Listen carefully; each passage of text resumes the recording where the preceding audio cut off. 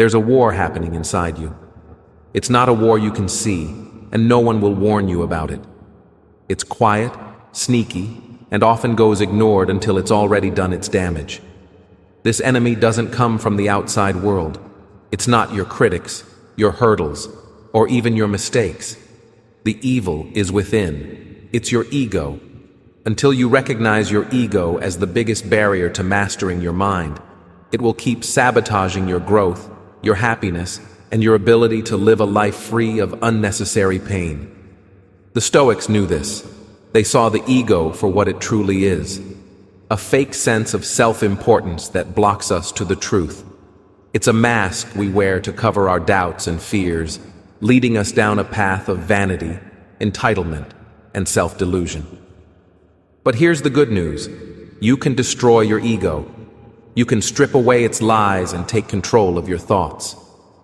The moment you notice the damage an unchecked ego does to you and those around you, you'll begin your journey toward knowledge, emotional control, and real power over yourself.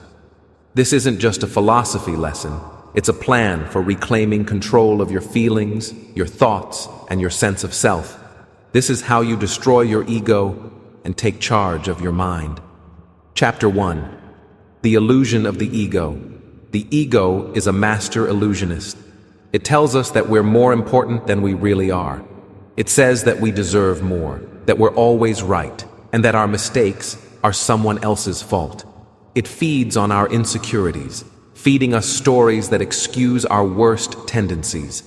The ego tells us we're above learning, that recognizing mistakes is weakness, and that we must always be right.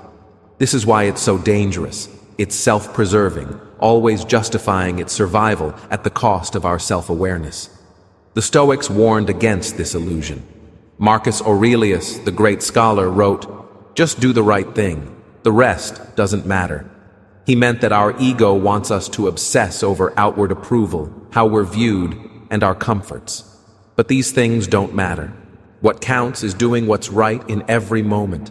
If we let the ego control our actions, we chase illusions instead of embracing truth.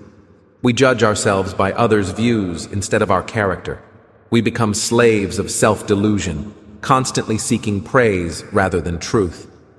The repercussions of an unchecked ego are disastrous. It isolates us from true connections, distorts our self-perception, and locks us in a fight against reality.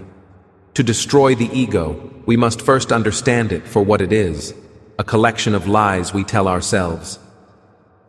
Chapter 2. The Destructive Nature of Ego. The ego isn't just a harmless voice in your head, it's harmful. It affects your relationships, your goals, and your sense of self. It makes you take criticism personally, dislike others' success, and feel entitled to success without effort. The ego lives on comparison, making you feel powerful or deeply insecure. It develops a fragile self-worth tied to outward successes, which crumbles at the smallest failure. History is full of cases of great leaders who fell because of their egos. The ego doesn't discriminate. It weakens anyone who lets it take hold. It's a quiet killer, blinding us to our weaknesses and telling us we've nothing left to learn. To fight the ego, we must practice total self-awareness. We must ask ourselves, am I acting out of pride or wisdom? Am I resisting change because it tests my identity? This takes humility, the ability to admit when we're wrong and to value truth over comfort.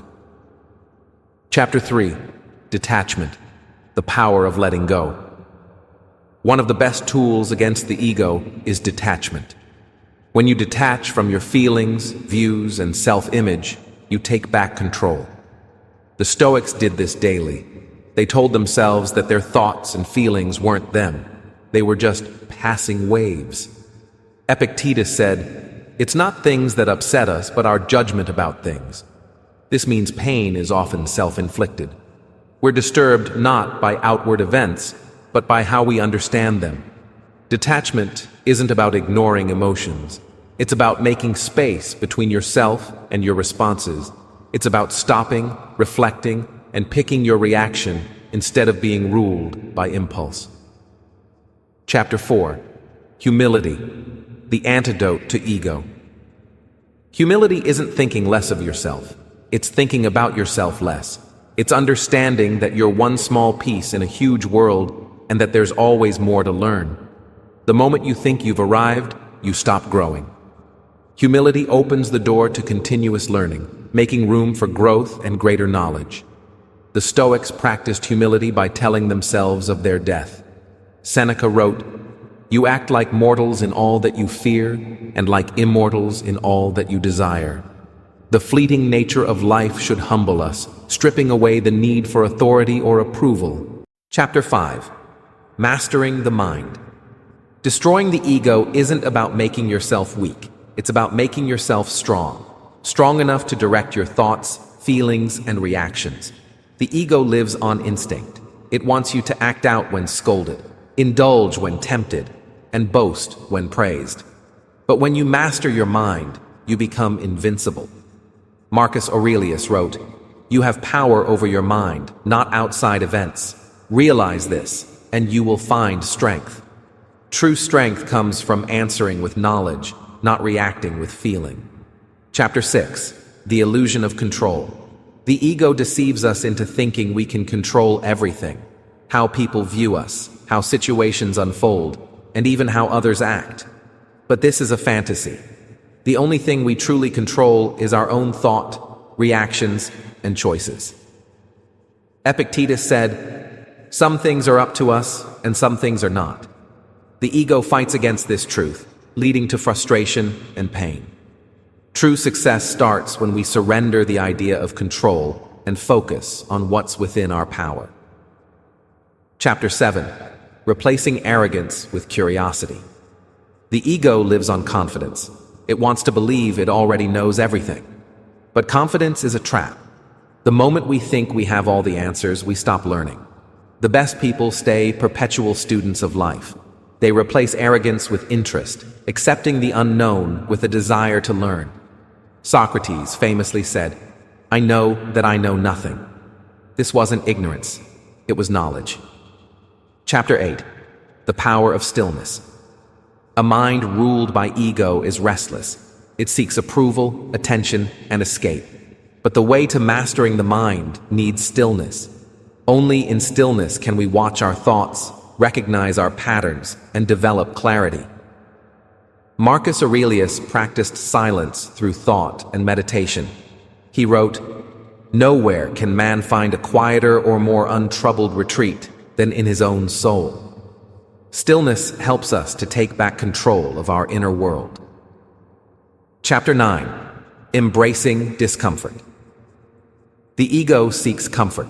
It wants us to avoid battle and stay within familiar routines.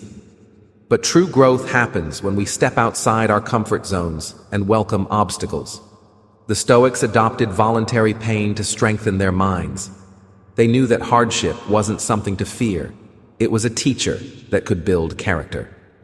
Chapter 10. The true meaning of strength. True strength isn't about control or beating others. It's about power over oneself. It's the ability to stay steady in a world full of chaos. The strongest people are those who don't allow anger, fear, or outward approval to control them. They keep their ethics in the face of pressure. This is the kind of strength that can't be taken away. Conclusion: the lifelong practice. Destroying your ego isn't a one-time event. It's a lifelong practice. Every day we must choose humility over arrogance, knowledge over impulse, and discipline over ease. The biggest power you'll ever achieve is control over yourself. And that power is available to you right now. The question is, will you take it?